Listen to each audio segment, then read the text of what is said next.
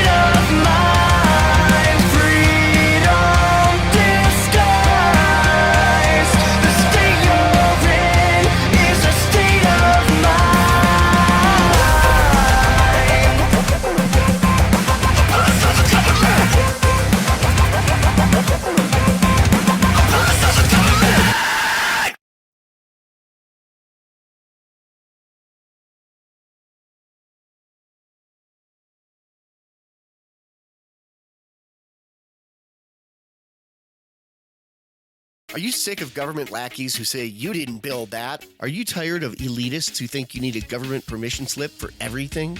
Everything you do is an A to B conversation, and the government should see their way out of it. Create true free markets by adopting the BIPCOT No Government License. The BIPCOT No Gov license allows use or modification of any product, service, or software except by governments or government agents. Go to bipcot.org. That's Bravo, India, Papa, Charlie, Oscar, Tango.org.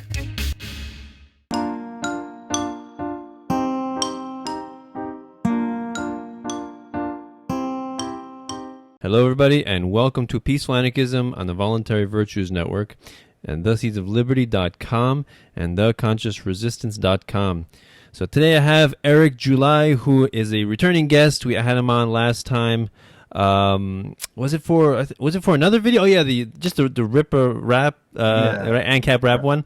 We were talking about that, and he came out with his latest music video called Statism. That he did with Craig Mabbitt, right? That's his name. Yeah. And it's really making waves. I think it came out like April 20th, so it's like a couple of weeks, like a week and a half ago, something like that. And it's I think Loudwire, is it loudwire.com? Mm-hmm. That it's now hit either tied for first or first, which is really, really awesome. Very exciting for the message that he's putting out. And it's really, it's not just about, hate the state, and F the police, but it's, it's got some logic, some explanation, some reasoning behind it, which is sorely needed, So I think you do a great job with that. So we're going to talk about that. And first, just to mention, so he's a writer on Liberty Hangout, Libertarian Republic, and Being Libertarian Facebook pages. So that's libertyhangout.org, thelibertarianrepublic.com, and beinglibertarian.com. So we'll get into that and maybe some of his recommendations for economics books, because he's big into economics, as many of anarchists and volunteers are. We tend to have this annoying interest in how do people act without being forced, right? How do people? It's an annoying interest that we have. That's what connects us all. we gotta be annoying like that, right? But Eric, thanks a lot for coming on the show. Absolutely, man. Thanks for having me. No problem. I saw that video. I'm like, damn it, I got to get this guy on again. I got to help him spread that, because it's spreading already, which is really awesome to see. But yeah, so I'll do my best to give it some more exposure. So I guess just go into a little bit about the music video. I guess how it came to be, the song, and and what's going on with it now.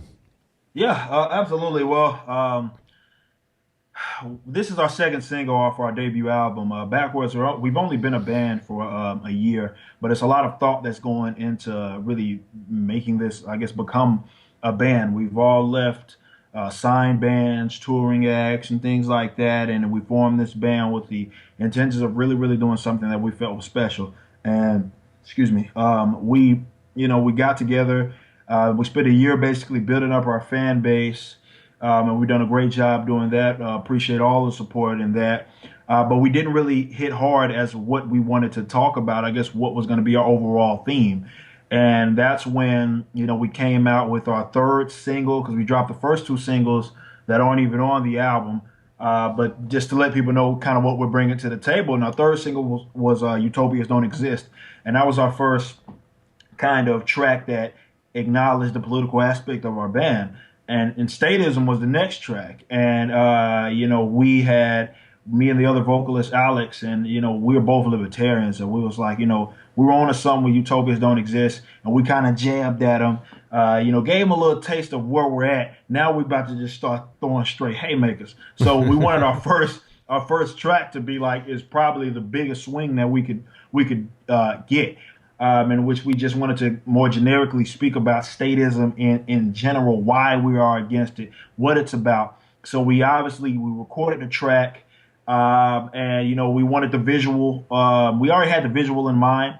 We got it with our folks over there at Anarchy Ball, and we got those hoodies made. And what you see, they're all representing different schools of anarchy. Me being the prominent center of attention, obviously with the black and yellow, because I am an ANCAP, and the other being, we had Alvarez being represented as well. So we we just wanted to represent all those schools of thoughts, more schools of, I guess, anarchism, so to speak, and we wanted to more so talk about statism in general. And we are under a rebellion noise. We're kind of co-managed by them. That's a little co-management company, and they also manage Escape to Fate. And we kind of molded that part of the track that features Craig Mabbitt. We put it there specifically for him. And when he heard it, man, he was just like, I'm on it, man. Like, he wasn't even up for debate. He was like, I'm on it. It was great to have somebody of that stature, somebody that's been that successful in a music game, to just want to be a part of it. And he's and it's not one of those features. You know, guys go get features from people, and, you know, they pay them to do a feature, and that's it. You know, whatever, they're on a song. But this was different. This was like, you know, Craig really, he believed in us as a band, and he's reiterated that to me several times. And now he likes the fact that I have a voice, and I have this voice. He feels like this is refreshing to the game and our genre. And he acknowledges that, and so it's cool that he wants to be a part of that. So when we talk about what we're doing at Loudwire, he wants to share that stuff out as well, because he wants to get out. He genuinely, this isn't just a feature that he was just on. You know, he genuinely likes the track, and he loves what we're doing. So yeah, that's pretty much how this whole deal came to be. And that was our first Haymaker. We'll start going into different kinds of songs. Our debut album is set to be released. We're recording it starting May, obviously, so we're starting to record that, hopefully to get it released by the end of the summer. And you'll see us talk about a lot of different things, and we won't just be talking about government. People that know me as a writer, know me in my past bands, I talk about a lot of different social issues and things like that. It won't just be economics, it won't just be government, but that's our theme. We want people to know we are liberty-minded, we are liberty-oriented, and though a lot of people in our genre aren't, we're going to put it on our back, man, and we're going to try to bring it to light and infiltrate the arts. Awesome. Yeah. Like, I think we probably mentioned in the last time we talked about how, you know, a lot of rappers, or I guess hip hop in general, has the theme of being anti-state and anti-authority. But it's not really from an intellectual or moral position. It's just more like an edgy teenager, rebellious, I don't want to do what you're telling me to do kind of position, right. which is it's fine too. It's just that it's nice to have the depth of speaking from a position of economics and morality, and it just kind of removes the emotion. It's not just anger, you know, it's like there's a reason. There's real reasons why we are anti-state. So I really appreciate how you guys focus on that, and, you know, especially in this video.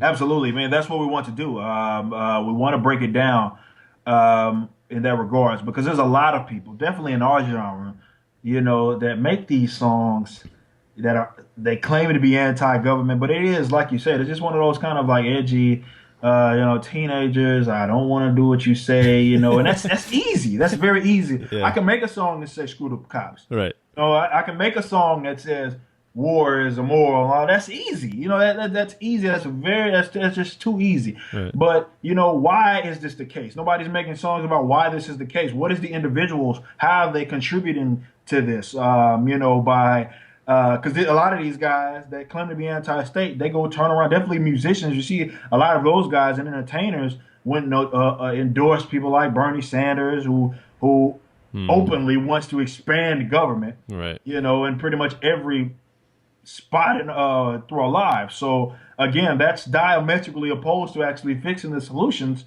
or coming up with solutions to the issues that some of these guys like to talk about, which is the war efforts, which is the police brutality, I guess, so to speak. So those things are what you get when you get statism. You know, that's exactly what you get. And a lot of I always like to talk about the individual. And I think definitely Austrian economists like they focused on that, you know, the human aspect. And that's what I think is so cool. Though I do love to read people of the Chicago thought, but I love how Austrians, you know, they always talk about, you know, human interaction and how, you know, humans are geared to, you know, want to seek this sort of outcome. I think that's very, very cool to me. And I like to focus on individual, like anarchism and individualism in general. So I like to always bring it back to, it's easier for me to point the finger and say, well, the state's doing this, the government's doing this.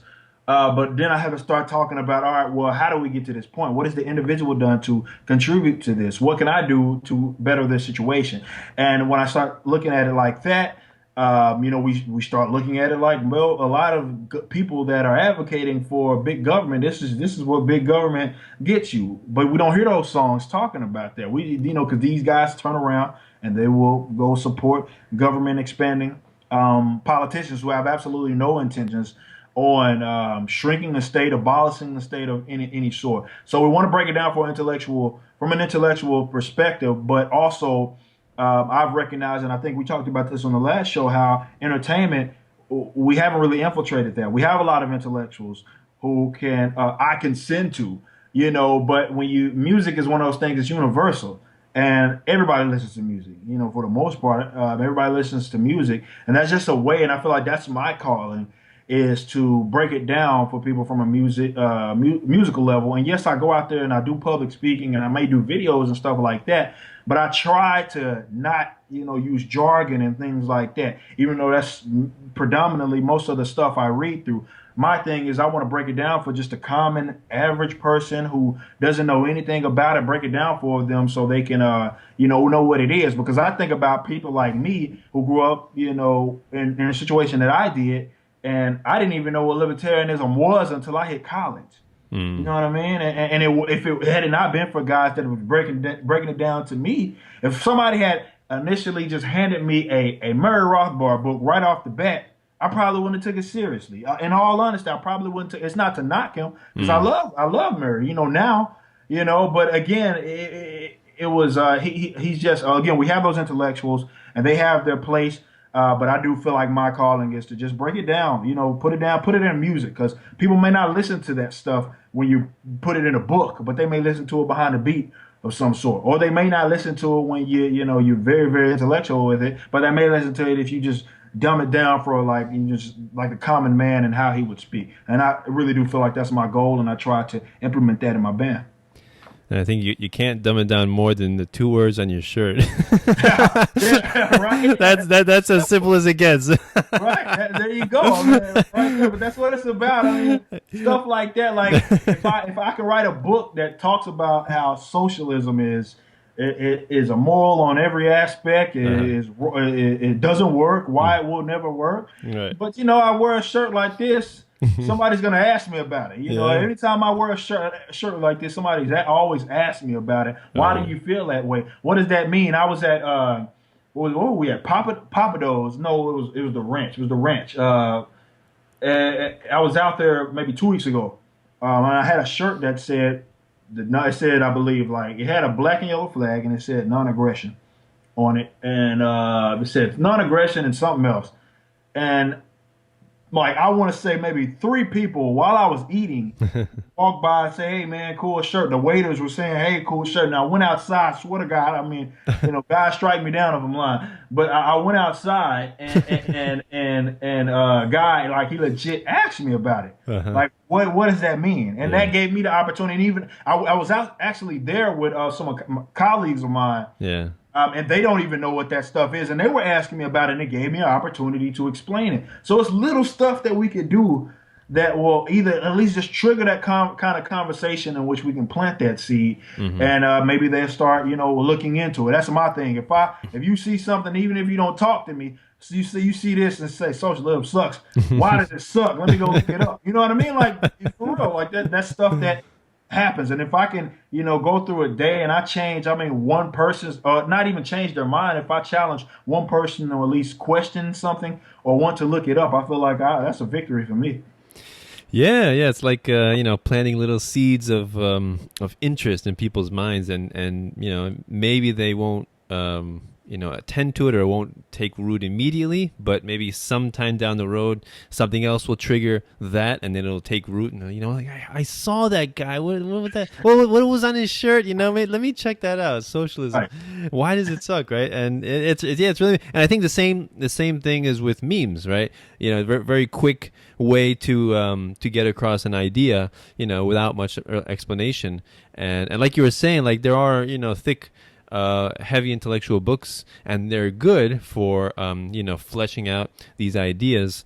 But if we can't explain these things to the common person, not to the like, you know, to the master's degree economist, not to that guy, but to the regular man, if you can't explain it, then of course they're going to go to the politicians, because they look like they have the charisma, and you know, they have the you know, they're just a magnet for these kinds of people, right? I think people want to seek, they seek answers to their problems, right? Like everybody, we all like have problems in our life, and everybody, you know, you want to find the answers, right?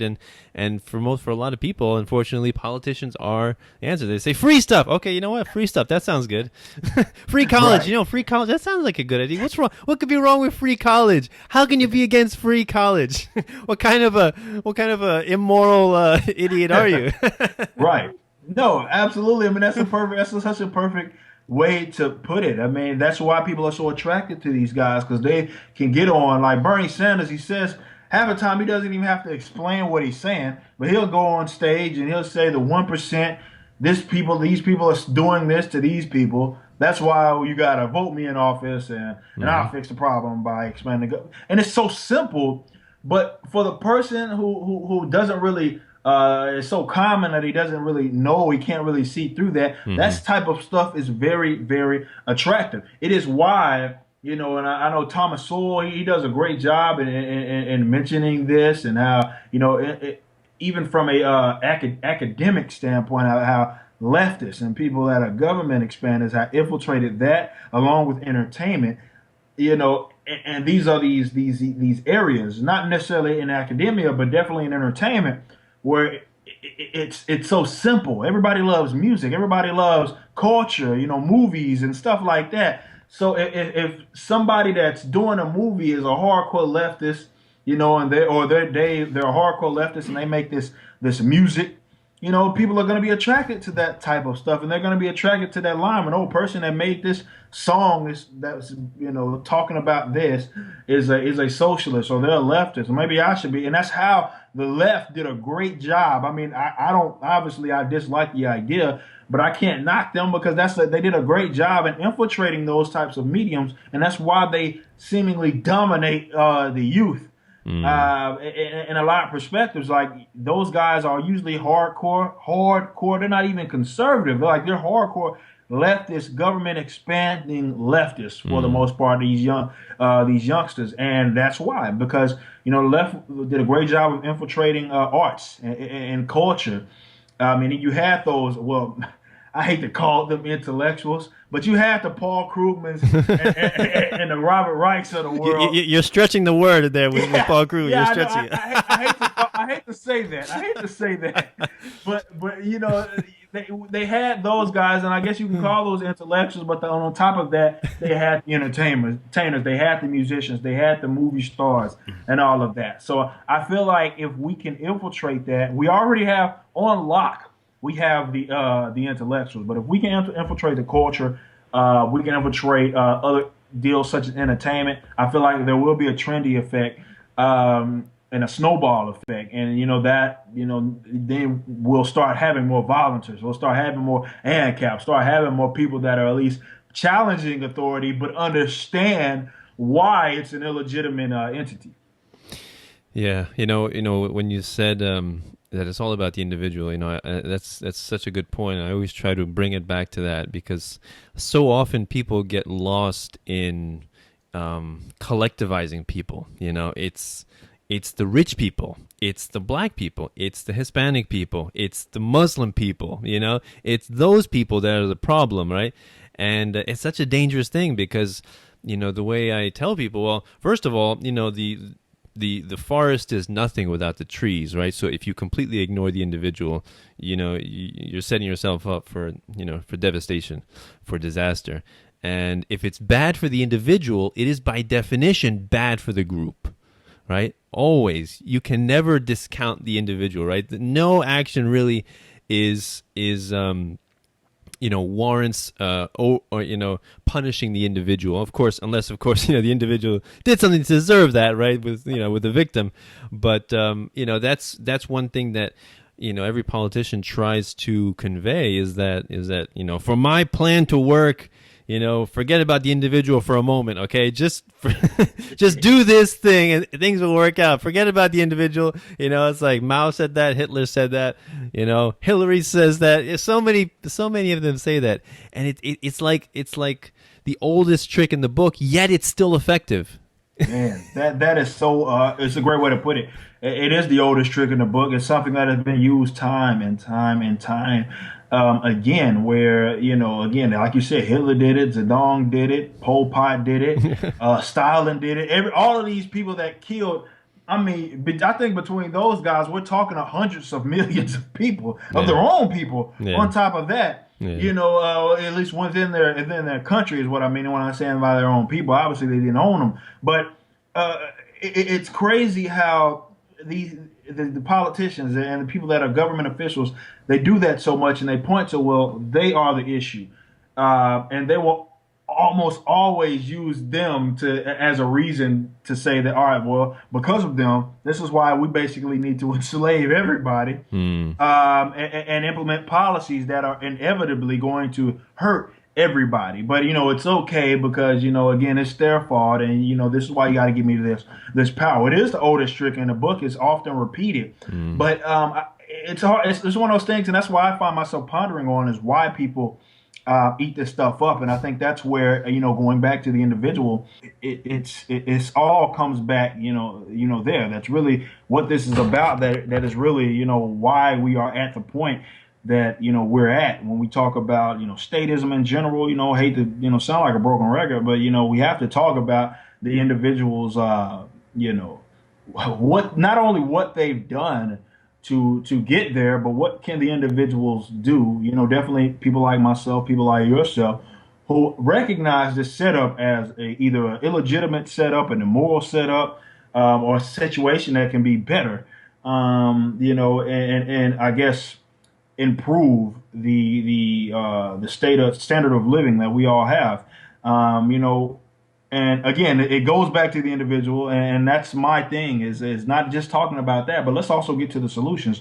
And it's the oldest trick in the book that government has done that, but again, it's almost the oldest trick in the book that the individuals have fell for this. Why do we keep falling for that? So that's the question that I'm trying to ask, as opposed to why do okay, yeah, well, we can talk about all day long that it's been done. Why politicians are doing that, we can ask that question. But I think the question that I want to ask is, why do we keep falling for it? And what can we do to stop falling for it? Maybe I can do something that will improve, if maybe not my generation, maybe my kids' generation or my kids' generation to at least plant those seeds that we've talked about. And I think it all goes back to educating people and why I'm always so, loud about doing this with entertainment and doing this with any other arts. I encourage anybody. I really don't care where you're at. And I get a lot of crap for this as well, but not a lot. But to be fair, some people give me crap. But my thing is, if you're not pissing some people off, you're doing the wrong thing. Yeah, exactly. But I'm always talking about how liberty, and granted, I'm an anarchist. I like to consider myself an anarchist, because I don't want any government to exist. That's the end game. Really the only time, not the only time, but we start disagreeing and you start seeing, there's two different ways where you see the libertarians start, one person's over here, one person's over there. One being when we start talking about, okay, how we get there. That's when you start seeing, well, some people say that we should, starve the beast. Some people say we should participate, like Rothbard, we should participate. We could do that, but we should also participate in political action. And then you get, some people that, again, the other way, again, that being the first way, but the other way we start disagreeing is how far do we go? As someone like yourself, myself, I'm trying to bring it all the way down. I don't want the state to be there at all. But you got your anarchists who are more so, they think it's a necessary evil. And though I disagree, obviously, but being from a rational standpoint, and it ain't even really being practical. It's not even being practical. It's just from a rational standpoint. I recognize there's a difference between somebody like Ron Paul and somebody like Bernie Sanders, Oh, Ron Paul, he could technically be a minarchist. He can technically be a minarchist because, he was a politician. He was within government. He always said what his goals was with being in government. He wanted to use it as a vehicle to spread liberty and things like that. And I acknowledge that. So I don't care really. My thing, and going back to that, whether you do that, whether you do something like Ron Paul does, or you do something like I do, you're in music, do something like yourself, doing podcasts and giving platforms to other people that maybe share or at least our type of alignment, or whether it be being in entertainment. My guy, buddy, I'm always mentioning my buddy Seamus, who does Freedom Tunes. Right. He makes cartoons, Yeah, awesome. and that's his way. Mm-hmm. So it's so many different ways to get to where we want to get. Mm-hmm.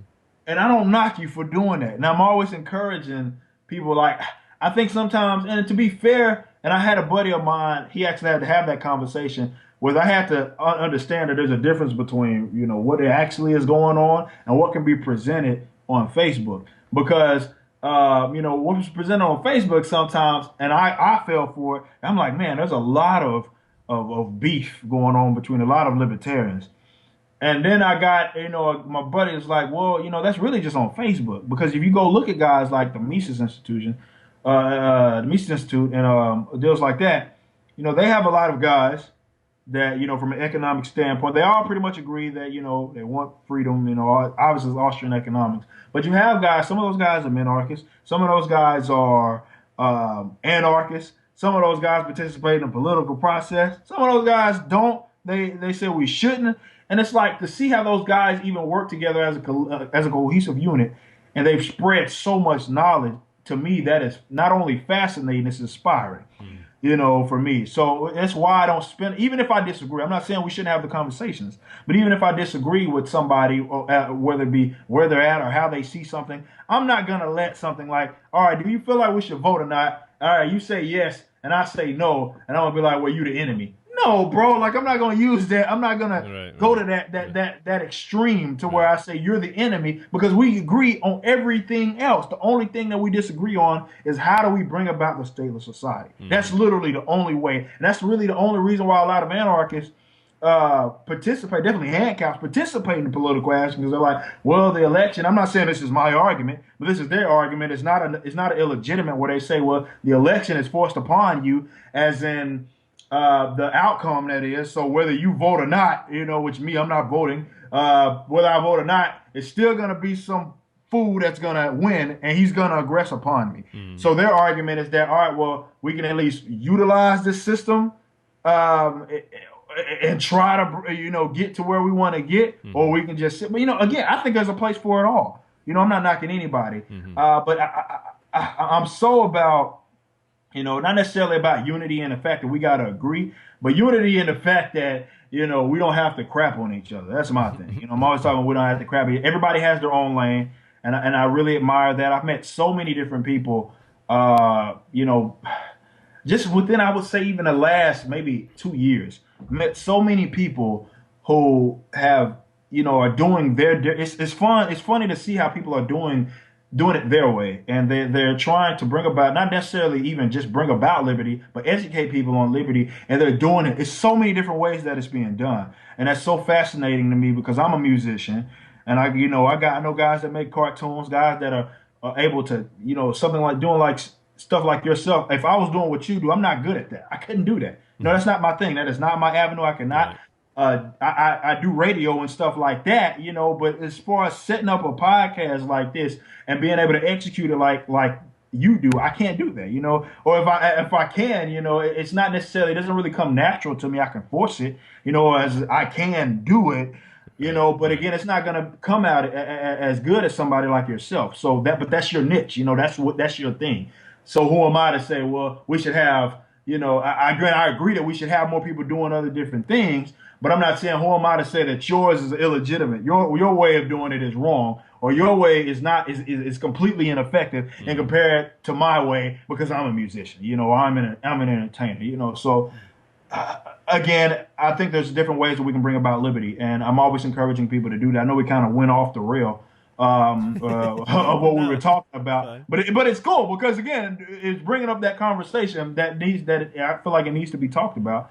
And when we talk about individuals and what we can do to better our situation, I feel like that's part of the conversation. We want to get there. We want to bring about, even in our case, we want to bring about a stateless society. But why is because we feel like people are born free, and that's we don't believe that it's right for people to have this monopolized use of force, monopolized violence, because we feel like it's wrong. You're aggressing upon peaceful people. We feel like that's wrong. So, it's always cool to see how people have their different ways of bringing about that. Not only that, but also teaching people, I guess how to get there, teaching about people about it in general. Because, like I've said, people like myself, I didn't learn about it until college. I didn't know nothing about libertarianism until I hit college. Mm-hmm.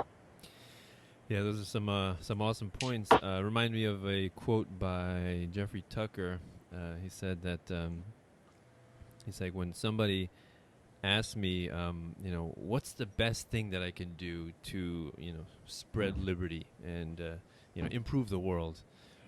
He said, find what you're good at, what you're skilled at, and do that to the best of your ability. Man, that's it. That's how you make the world a better place. And exactly what you just said, the division of labor, right? Specialization. We all have our own niches and skills, right? Skill sets, unique skill sets. And that's beautiful, right? That's what makes capitalism, free market capitalism, so prosperous and successful, right? And exactly why socialism sucks. Because you cannot micromanage people's skill sets, right? You can't have a bureau or a government committee saying, you do that. No, it doesn't work. That falls completely on its face because you have no idea what people are skilled at. And if you are giving people the task to do things that they're not skilled at, you're wasting human resource, human capital. You're wasting their time, and it's the destruction of wealth is what it is basically. So the best way to grow a society and to make a society as prosperous is to have it as free as possible and allow people to do what they are naturally skilled at doing. And that does not require any micromanaging whatsoever. And I think that's a beautiful thing. Absolutely. No, that's absolutely beautiful. I mean, I think that's where we're at with it, and that's just, real talk. I really do feel like that's a beautiful, beautiful, beautiful thing that, we all have our different niches. We all have things that we're good at, and, it took me even a while to figure out which route I wanted to go because I do a lot of different things, I do rap, even from a musical standpoint, just me being a rapper and me also being a metal vocalist, that in itself throws people off. Yeah. Because I'm doing so many different things. But it legit, that in itself is like almost analogous to me as a person. Like, what do I want to do? Because I do so many different things and I'm cool at so many different things.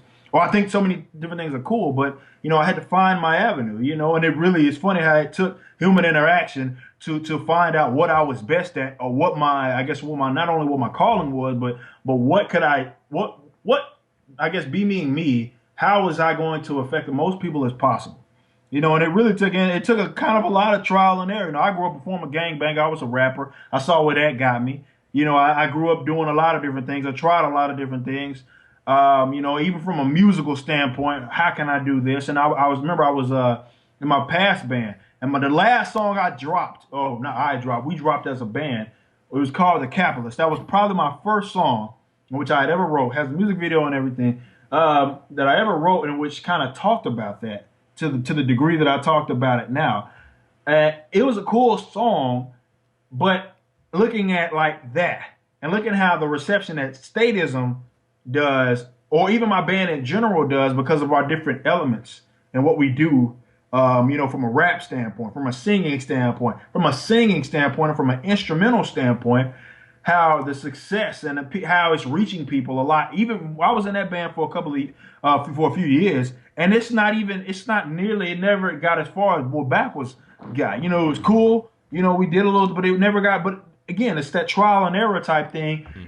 And it's funny, you talk about how socialism sucks and how bureaucrats How I had to come to that realization by human interaction, by seeing the feedback, and that's how everybody as individuals come about, really that's the that's the Austrian way of looking at things. How do people and why they want to get to that, spot. And I, was doing all those different things, and I'd been in several different bands, and I saw what was more effective, and this is more effective. And it had to take human interaction. And you can take you can take out the different kind of, keep the same theme and take out some of the variables. And the same thing is going to apply pretty much to everybody and almost everything they did. In order to better their situation, they had to, come to some sort of, it was all human interaction. Where even if they had to bump their head a couple of times and figure out that what they were doing was either the wrong way or it was the least effective way. Some people had to find that way, or they did something and they saw that, well, this is successful. Maybe if I tweak it this way, if I tweak it that way, I saw that it didn't. It's just all human interaction. So how does it make any sense? And again, that's almost in every aspect of life. We kind of, look at it that way, and we know that's how we better our situation and advance. If the goal in life is to advance, become more prosperous, and just advance in general, we acknowledge that. But for whatever reason, some people think that the government can dictate that, by way of hiring some bureaucrats that we've never met. I will never meet these guys over there in Washington, D.C., but somehow they can dictate how the entire economy of 300 million something people can run. That's absolutely crazy. It doesn't make any sense. Right. Well, statism not supposed to make sense, but anyway. That's true. But yeah, it's so true, and I draw parallels with that point to so many things, including childhood. Like, that's the exact reason why government school fails, right? Because for 13 years, you're telling kids, this is what you need to know, right? Forget about what you want to do. Forget about what you're interested in, what you're passionate about, what you want to learn. No. 13 years, just do this. Memorize this. This is what you're going to need to know. And I saw one video, this little kid, he's like an Asian kid, it's like a TED Talk, and he said, he started off his talk with, I'm going to tell you guys something that you're not going to like, but you have to hear it. He's like, I'm going to tell you that every day that children go to school, they become less intelligent. Right? And I thought that was such a shocking statement for people to hear, because people think of the complete opposite. And it's so true. I mean, you ask anybody, and it's like, I guess you ask most adults, and you say, okay, would you like to be forced to do things that somebody else wants you to do, or would you like the freedom to do what you want to do? Which do you think would lead to a better outcome in your life? It's funny. It's funny if you break it down to a fundamental level. We say, everybody says yes, but the minute you start, I don't know why, but we start talking about government, people's basic fundamental logic and approach to human interaction just goes completely out the window.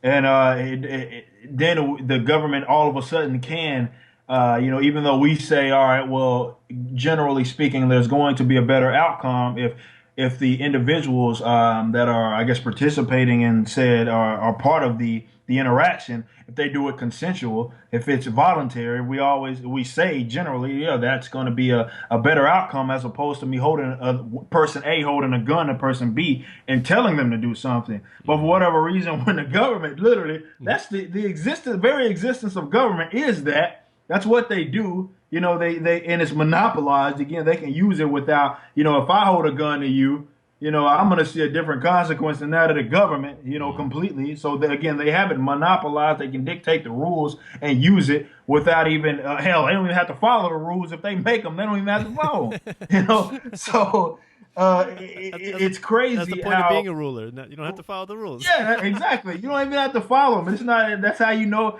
When I say that it's a monopoly on violence and a monopoly on use of force, people, they don't understand what I mean, and that's exactly what I mean. And it's like, again, it's there. We know it's there. It's use of force, but they can say when to use it. But not only that, they can also say, well, we ain't even gonna follow those rules. They gonna go around using force and whatever, and using violence, initiatory violence, on top of that in whatever way they want to. But again, I don't understand why we throw it out the window. Not we, but people. A lot of people, definitely hardcore statists, they throw it out the window because generally, if you do ask them, you have a sit down conversation. You say, "Is it wrong to do this? You know, coerce people? Is it wrong to use force to get something that you want done?" And then it's for the I would argue that probably 98% of those people are going to say it is wrong. But when the government does it, you know, or you acknowledge the fact that, well, that's exactly what government's existence is. Mental gymnastics start getting done, and people just start trying to legitimize why, or legitimize the state in general, or say that, all right, well, it's okay when they do it, you know, but it doesn't make sense. It's logically inconsistent. Yeah. Yeah, and it's the idea, you know, going back to the, you know, the individual. It's like if you know, if individual people cannot be trusted to govern themselves, like you know, you wrote this article recently, right? If man can't govern himself, man can't govern millions of people, right? So if you know, on the basis that man can't govern himself, how will it change his nature to give him a uniform and a badge and say control these people? How will that change? Will that really improve his character and his nature? Will that make him more magnanimous? Magical powers or something like that? It doesn't make sense. None of it makes sense. And that's what I was talking about in that article. It's like, if the argument is that, okay, well, without government, man is going to do bad things, which is always the argument. That's usually the argument for the state, is they say they advocate for a state because they feel as if, you know, if it's not there, people will break us. It was a sin and chaos, and there'll be bad things. And that's because they think that man basically is bound to these laws that are on paper that are all of a sudden saying that this is wrong, and that's why people. You know, it doesn't make sense. It doesn't make sense. But if that is the logic, if the logic is that you can't say you have to. I mean, I believe it was Mises that said it. If you reject laissez-faire, you know. For the basically, I guess the idea that man is immoral, man is inevitably corrupt, you got to reject every government interaction. Right, you have to reject it. You have to. And to be logically consistent, you have to. That's why it's such a self-detonating argument when people suggest that without government there will be chaos and man. But they're saying that is because man is bad, and it's like inherently bad. They are going to do bad things. It's like, well, why does that change all of a sudden when you give them the monopoly of force and use of violence? Why is that all of a sudden? Does that change? No, it doesn't change. The same people. I mean, and for that reason, and because to be logically consistent, you know, and if you want to be logically consistent, you have to acknowledge that. You have to. I would think you would fear government. You would fear government because, I mean, again, you're saying that man is going to do bad things, and now they're in this position in which they can use initiatory violence at will, you know, and again, use coercion, extortion, do all of these things that other individuals cannot do. And by way of when I say cannot do, they don't suffer the same consequences as that of the state and members of the state when they do it. I would think you would fear government. I would think just that alone would say, man, if people are going to be bad, why the hell would I want them to have this initiatory use of violence? Why would I want them to be able to do that? So again, it's such a self-detonating argument. Let me play devil's advocate real quick. So let's say, you know, you say that explanation, and then they come back and say, well, Eric, all right, I concede that you're right, that, you know, humans are evil, so you know, putting them in power, other humans wouldn't make sense. But that's exactly why we have to make sure we elect the best of us, the most moral of us. What would you say to that? What I would say to somebody like that is that you're not electing the best, and you're not electing the most moral people. I would argue that, again, this goes back to the point that, you know, people are bad. If they're saying that, again, if that's the argument, if you're saying that people are, you know, they're bad, they're going to do this, okay, they're going to get in this position, or no, let's say the entity itself exists, government exists. Wouldn't you think that from a logical standpoint, if I'm going to do the most damage as an evil person and a moral person, wouldn't I find government itself to be attractive? Right. Exactly. You know, why wouldn't I find that to be attractive? Because this is an entity where if I was just doing it by myself, going around gunning people down, and shooting at them and doing bad stuff. That's going to be, I'm not going to be able, but if I get government, and history has shown us, if I get in a position of power, I mean, the numbers are just not even tripled. I mean, you're talking about by the millions, millionfold. I can do much more damage than I would as just a regular citizen, so to speak. So again, I would say that this entity is the most attractive. So the people that are running for office, they aren't the most moral people. I would argue that, and in some cases, they're not even like trying to, I guess, make that a secret. They're being pretty open about that. There are some people that are running on the platform, or I'm going to rob from you, I am going to steal from you, I'm going to do these immoral things. There are people actually open, and there are going to be others that are going to be smart, and they're going to say, well, I'm going to kind of mask. I think Bernie Sanders is a master to kind of butter it up, that I'm this, that I'm, honestly, all I am is just a tyrant. I'm authoritarian. But they don't think I'm authoritarian because I'm buttering it up. But that just goes to show how this entity is it's going to attract those same evil people. So that's exactly what I would say if somebody came at me with that rebuttal, I guess, so to speak. Yeah, and what I would say is that power not only corrupts but also attracts the corruptible. so another quote I like is the good people do not want control over others. Good people do good things and serve their fellow man in voluntary trade. Good people don't want to be in positions of power because if you want to do good things, you don't need power. All right. If you want to do evil things, sure, power is a really nice and attractive thing. And I think also that what needs to be pointed out which is important, is that Hitler didn't kill many people. Mao didn't kill many people, right? Pol Pot didn't kill many people. It was the order followers that killed those people. And so these tyrants and sociopaths that go into power, they are fundamentally impotent, right? They're sterile. They're powerless without order followers, right? That's how they thrive. That's where the power originates. So it's so important to tell people or to explain, is what I like to do, is where does power originate? I like that question. Where does power originate, right? Some people say money. Right. You have a lot of money, I mean, you can't really invade countries just with a lot of money. You need a little bit more than that. Right, exactly. That's not going to do it. Just a bunch of paper and coins and precious metals. That's not enough to just invade a country and kill millions of people. But no, that's actually a great point. And again, it goes back to the individuals. It's like you said. And I believe, I can't remember if it was Rockwell or it wasn't Block. It might have been Tom Woods when he was talking about. He was I guess he got pulled over by a cop, and he was saying Tom Woods got pulled over by a cop.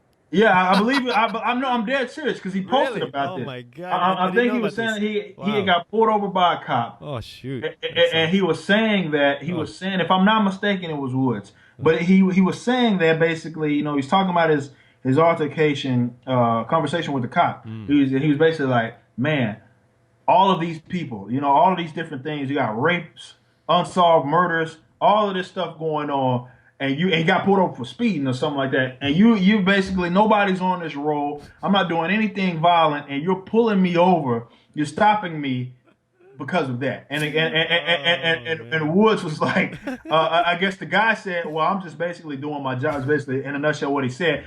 And Woods said, maybe you shouldn't. It's like, and it's like. It's like, you think of it like that. It's like, it's going back to the individual. It's like what you just said. Like they're in a position, to where they can basically, I guess, dictate what needs to be done. But ultimately, the law enforcers have to. I would honestly say, maybe collectively, so to speak, they're the ones that are actually, doing the most damage. Right. Because like you said, Hitler didn't kill. I mean, it's arguable. Right. Because granted, he might have dictated they did that, but it wasn't Hitler that was out there tossing folks in the ovens and stuff like that, or firing squad. It wasn't Hitler that was doing that. It was Hitler's and the Stalins and the Zadans ordering people to do that, and the law enforcers were the ones carrying that out. Just doing their job. The last show we talked about that. I'm a Christian, and Christian anarchism, and we talk about what happened to Jesus and who killed Jesus. It was law enforcement. You know what I mean? It was law enforcement that nailed him to the cross. So by logic, like, it's funny how a lot of Christians are statists, and I'm like, it was if we talk about our Lord and Savior, who nailed him to the cross? The law enforcement. It was the law. They're just doing their job. They're just doing. A lot of these guys are such bootlickers to the state, and to be fair, a lot of conservatives are, and this is where they go. I guess so far, I don't know what you want to say, far right or far left, where they go the opposite route where they should be going, I guess, and they get the idea of free markets and stuff like that. But they're also so protective of cops and the military and things. And I understand. I try to reason with them. I can understand that they feel as if the security aspect is admirable. And I feel like, yes, it is admirable if that was what they were doing. But that's not necessarily, that's what you think they're doing. But that's not necessarily what they're doing. They're not actually out there protecting people, or we're not being somebody that maybe advocates against that. We're not saying that. I guess we don't want security. Like when I talk about privatizing security, and I say police officers by the state shouldn't exist, they think, well, you don't want people to be no, that's not what I'm saying. That is not what I'm saying at all. But they do become such bootlickers to the state. These people, but they don't understand that. Again, a lot of these conservatives who claim themselves to be Christian, it was them that, and it's funny that they always also, again, they get it and then they don't get it. How they talk about, the regressive left, and I agree with them. I know a lot of ANCAPs and a lot of anarchists agree that, if we have to point to a demographic that's the most dangerous to liberty, is probably the regressive left, because they're not only trying to implement and expand government, they're trying to silence people, free speech, and silence people who want to speak up against it. So you kind of have that double whammy. Not to say the other entities don't do that, but I'm saying they're prominent and they're doing that.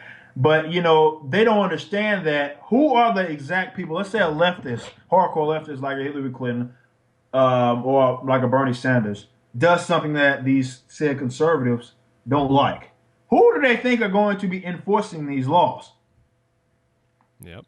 It's the same people that are licking those. They're licking them clean, man. Like they're those same people that they are always so supportive of are going to be those same folks that are going to be, if we talk about Obamacare and how basically, if you don't have health care, you get fined, and if you don't pay the fine, we know what's happening. But who is going to be enforcing that? If I say I'm not paying you a dime, who's going to be the people that are coming to confiscate my private property? It's going to be those law enforcers.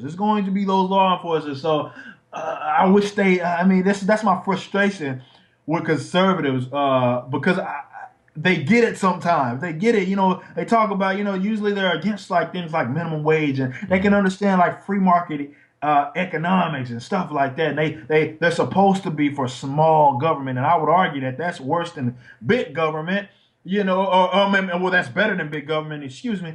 But they get it sometimes. But then they go on like things like that, and they're like, they don't even understand that the people that they lick the boots dry, those are going to be the exact same people that are going to be enforcing these immoral laws, these unjust laws that that either end up in our incarceration, or in a lot of cases, like Eric Gardner, end up in your death. It's legit. Like when we say like taxation is theft, and we say it's a coercive act. This is what we're talking about. This death is not out. People think we're crazy when we say, when we say like, damn, the government or the IRS or any kind of government entity, they're gonna utilize force if you don't pay tax. They think we're crazy when we're saying that. We're like, if you resist, it'll end up in your death, like as if that never happened. That has never happened. No, this is real. Like, this is legit. This is what makes government. So the entity itself is immoral. The entity itself is bound for corruption, going back to the point, because it's it's an act with they can use violence and initiatory violence, at will, without suffering the same consequences as that of the individual. Awesomely said. When you mentioned Jesus, I was thinking in my mind, like, imagine the Roman soldiers. I think it was right. They're like nailing him to the cross, right? And they're like, I'm sorry, man. I'm just doing my job. I got kids to feed. My wife. I'm sorry. Right? Yeah. Just as they're nailing him, because crucifying him. Yeah. Yeah, man. Like, I'm sorry, man. My bad. I'm just doing my job. I'm just doing.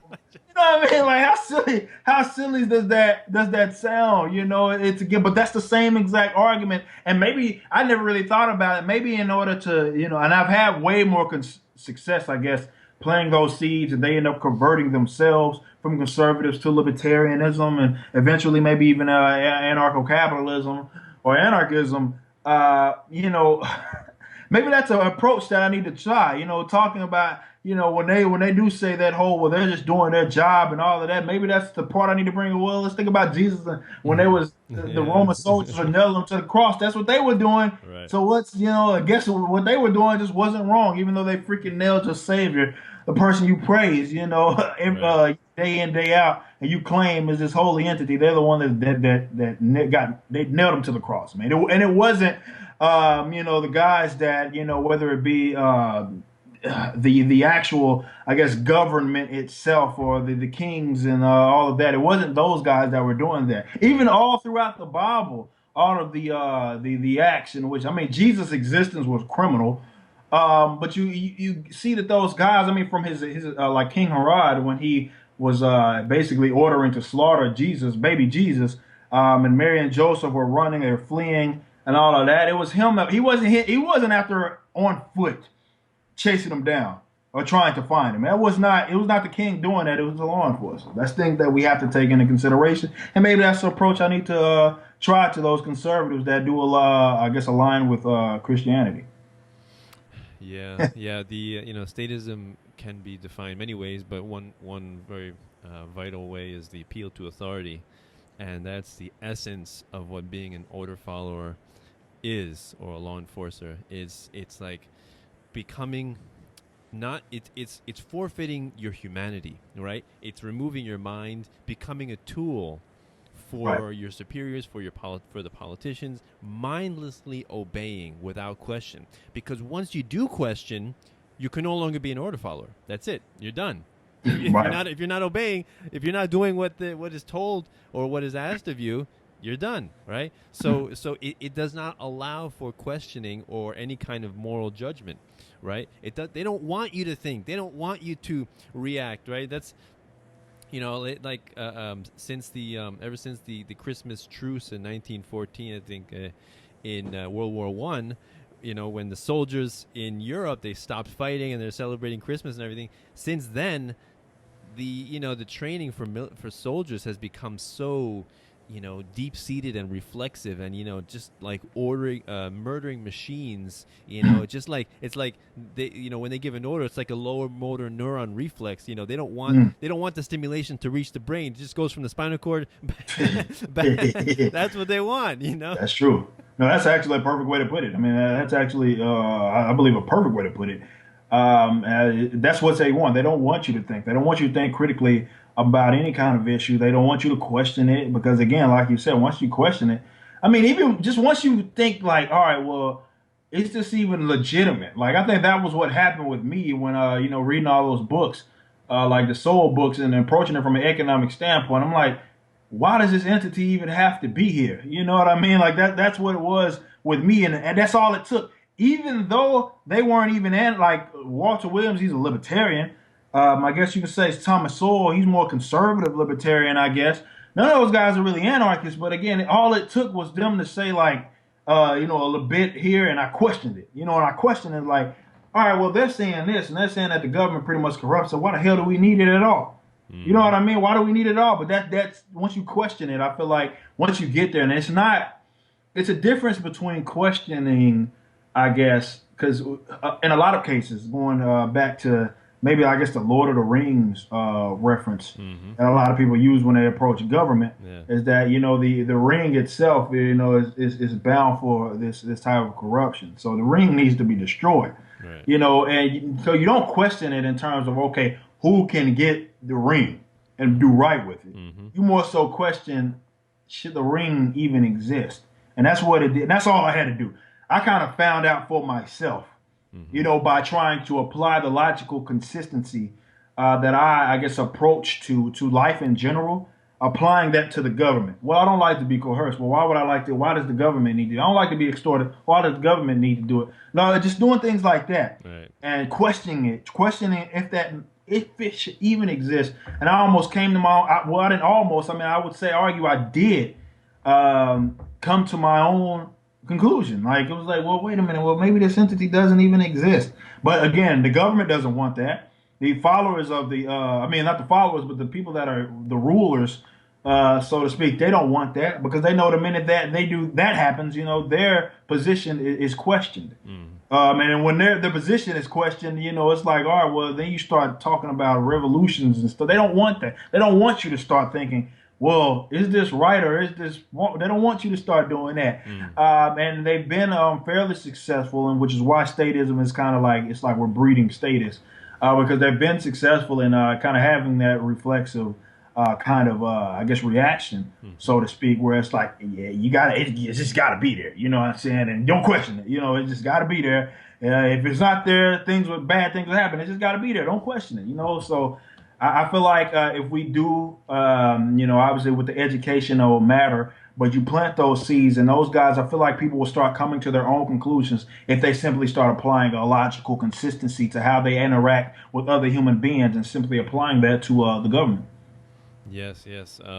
So I'll make one more point before we sign off, which is, also with the individual, saying that, it all comes down to the individual, always focus on the individual. Another aspect I'd like to focus on is the morality of it, right? So if you question anything that a police officer does, or let's say if I'm questioning, I'm talking to somebody and they're like, well, Danilo, you're crazy. You don't think there should be any laws, there should be any police officers, there shouldn't be any government. You're crazy. And I'm like, no, I'm not. It's not about that, right? Anarchy to me is not about that. It's not about doing away with the laws, doing away with the police or the government. It's about assuming moral responsibility for your actions. That's it. And accountability, right? So always put yourself in that place. Let's say in the police officer. Do you feel it's a moral action to, to threaten with, by threat of violence, which is, what every law is, to pull somebody over for a broken taillight, and if they resist, to beat them, tase them, or kill them? Do you think that's a moral action? Is that justified? So always put yourself. That's what I tell people. Put yourself in that situation. So forget about how would the poor be fed, and how would we clothe the sick? How would we heal? How would we do all this? How would we build a road? Forget about all that. Just claim moral responsibility for your actions, and I'm a happy man. Right. No, absolutely. No, I mean, that is that's very, very true.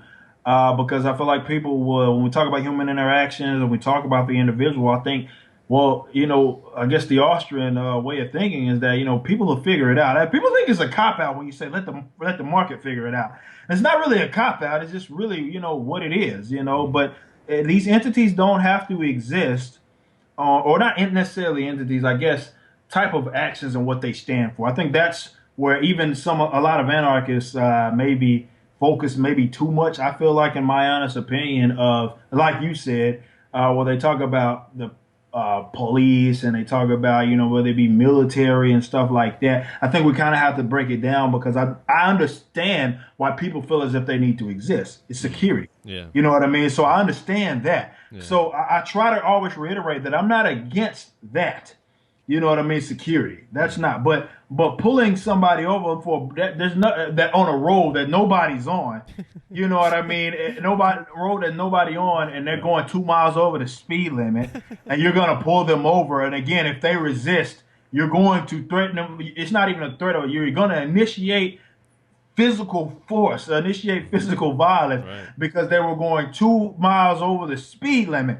You know what I mean? Like, think about how silly that is. That's not security, and again, so I'm not against security, and I always try to reiterate that, because definitely me, maybe I'm more understanding because I come from like a military, like my grandfather, he died serving freaking military. So I try my my best not to like troop bash. I see people do that, and I don't think that's the most effective way to.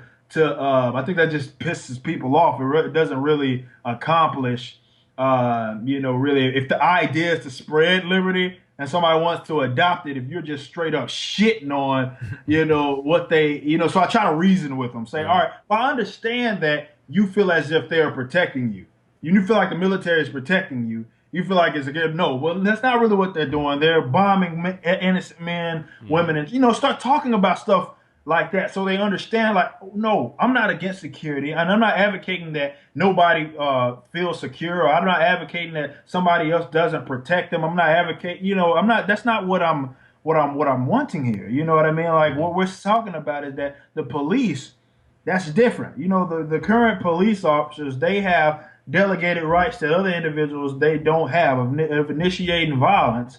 Honestly, whenever they seem fit, because a lot of them can do it and get off free. Again, with the victimless crimes, that are non-violent, they get to do that. You know what I mean? So I try to break that down to them. So it's not just about like you said, it's not necessarily about the police. It's more so about, all right, not only the entity, how they're funded, but you got to understand what they're doing and why me and you can't necessarily, do that, but they can do that. They can initiate violence. They can pull. So I can't be a road pirate and pull people over for, having broke tail lights. I can't do that. But and initiate violence on them if they resist. I can't do that. Or if I can, I'm going to suffer some damn consequences. But the government does that. The government foot soldiers do that.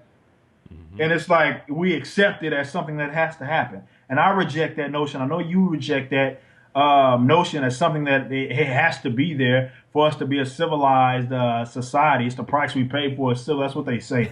The price we pay for a civilized society. I'm like, it's not really civilized to extort people and initiate violence on. There's nothing civilized about that at all. It actually just reminded me of a cartoon where you see these aliens. They just visited Earth and then they're leaving. And then the one guy is telling his the other alien is like he's like confused. He's like they steal money from each other and then they pat themselves on the back and call us civilization. I don't get it.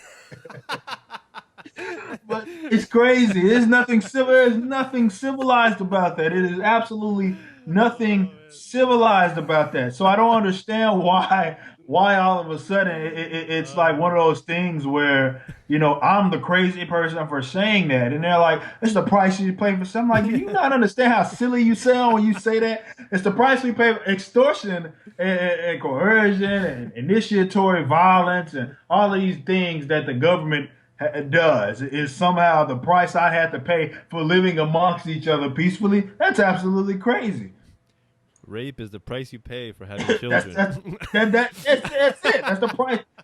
But that's the same argument. That's the same exact argument. But it goes back to the theme of this whole conversation. We talked about the individual. It's like for whatever reason we understand that and we think, well, that's silly.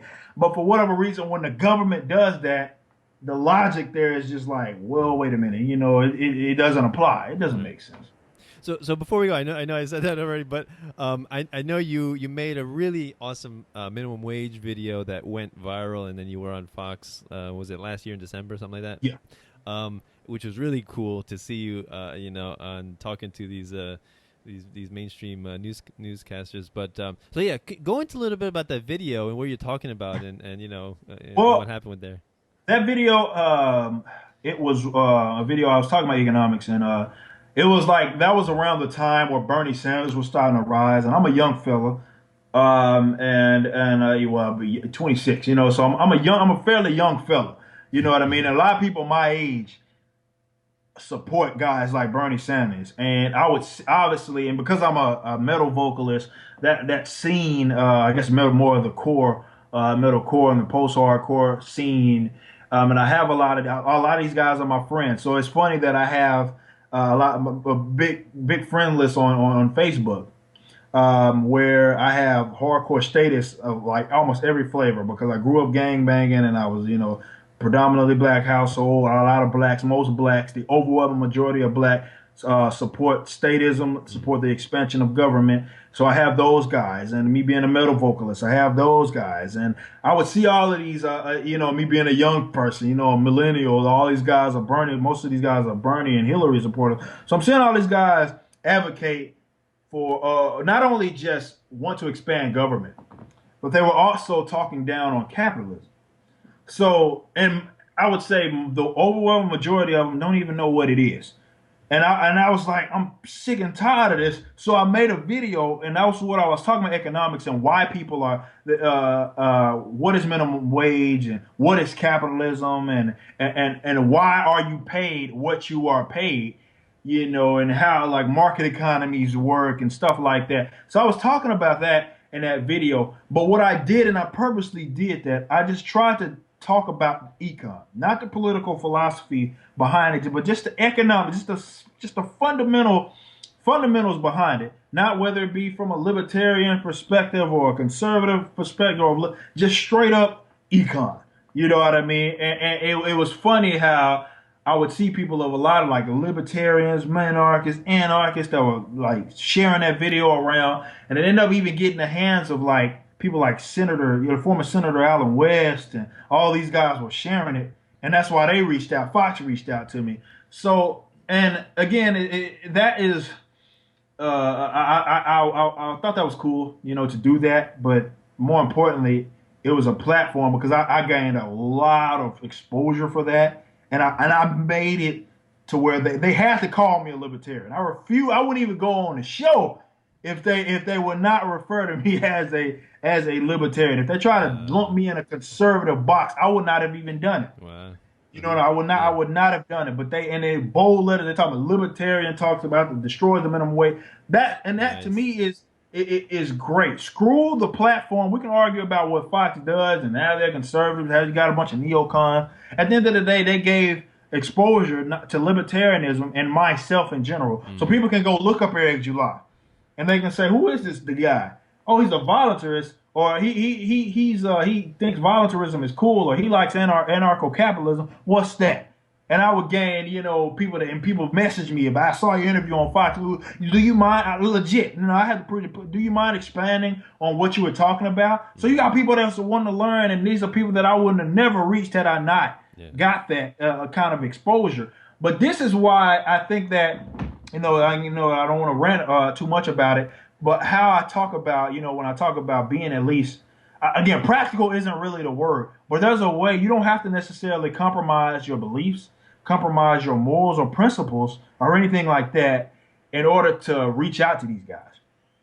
You don't have to do that. I didn't have to do that. All I did was, make that video, and they gave me the platform. I just didn't crap on them. Had I maybe ended that video and said all conservatives suck, Fox wouldn't have had me on there. You know what I mean? Right. That means that's less people that I'm going to be influencing. So I don't have to, if they ask me a question, like they would ask me a question about endorsing the president, and I said on that show, I was talking when Tucker asked me about that, and I said, well, I'm not endorsing anybody. I said that straight off. I said, I'm not endorsing anybody, but if I had to choose from the guys that you have, and I said this in 2012, I said Rand Paul is probably the best, is the guy that you have, that is the sucks the least of all of these authoritarians. And the same thing I would have said if I went on in 2012 and talked about Ron Paul. But I didn't have to compromise anything. I didn't have to say I was a conservative. I didn't have to front like I was a conservative or anything like that. All I did was approach it from an economic standpoint, and they gave me a platform, even though they knew I was a libertarian. It's the same thing when I go on the Blaze. They know I'm a libertarian. They know I'm an anarchist.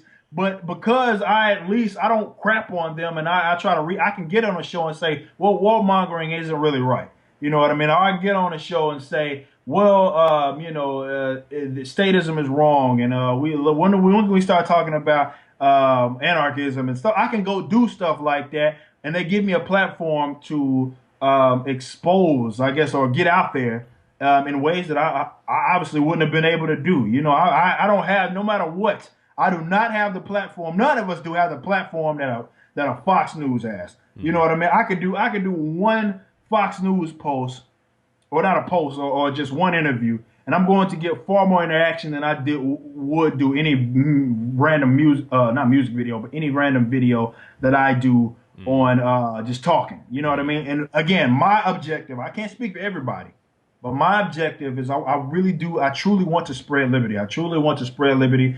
And I want people to adopt it. I want to plant those seeds. I want people to ask me. So, about this stuff. So it's cool to do interviews like that. It's cool to go on the Blaze and talk about things because people look me up. They find out who I am, and then they ask me. Well, I get so many messages from conservatives, former conservatives, that say, well, you introduced me to libertarianism. At first, I didn't know what it was. You introduced me to libertarianism, or libertarianism, minarchist libertarians. I didn't even know what anarcho-capitalism was. Man, thanks to you, or they ask me simply, what is it? People are at least intrigued. And I feel like, as I said in the beginning of the show, if I can just one person, if I can get them, they can see a video that I do and they can say, man, that was cool, or tell me more about it or want to learn about it, I feel like I've won, and that is my ultimate goal. Awesome. Yeah, that was really awesome when I saw that.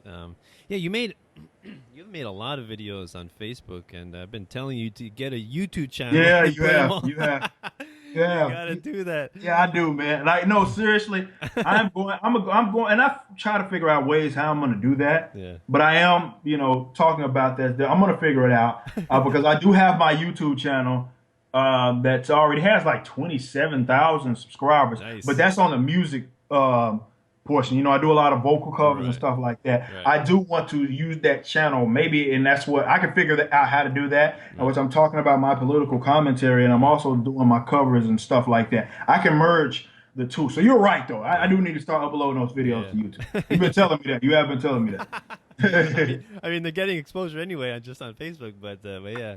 So I was really excited to see you there on Fox and talking to him, and the way you said how we can make our message to be non-confrontational by focusing on economics, right? Because most people don't care about economics. Most people don't care about monetary policy. Most people don't even know what inflation, what quantitative easing, what the Mandrake mechanism is, what the Federal Reserve is. Most people don't know what this stuff is. And so they don't really have an opinion, and so I think that's where we come in, or what's fiat currency? What effect does that have? What is precious metals, right? So most people don't have an opinion on this stuff, and that's why economics is awesome. It's an emotionally neutral topic, right? It doesn't trigger people's emotions and their defenses and their barriers go up, right? And that's without that. You think you did a great job on Fox doing that. Just explaining your position without being confrontational. That's what I strive to do as well. Because once you inflame the other person's anger, oh my God, it's so hard to get through to them after that. It's like they shut down, and the conversation is basically over. Yeah, and to touch on that, I mean, they honestly don't even want to hear it anymore. Right. And that was to be fair, that was an approach that I used to do. I'm not going to even lie. And I realized that, again, going back to the human interaction portion, I realized how ineffective that was. Maybe some people get it like that, but for the most part, if I look at it, if the tables are turned, I'm not. If you piss me off, and going out your way like to piss somebody off, there's a difference between saying something that maybe you feel like is non-confrontational and just literally seeking to piss somebody off. It's completely.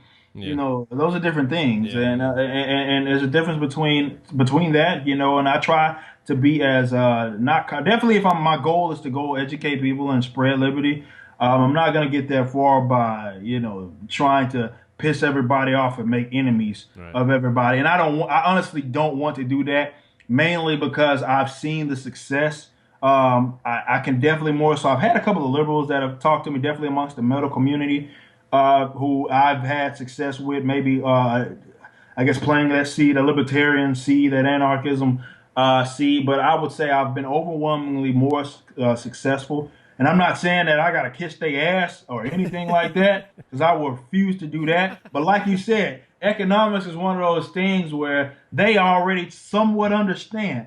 So you just kind of try to get them to apply the consistency. And you don't have to you don't even have to, like when we talk about coercive acts and extortion, all you have to do is just give fundamental definitions. You do not have to be confrontational with it at all.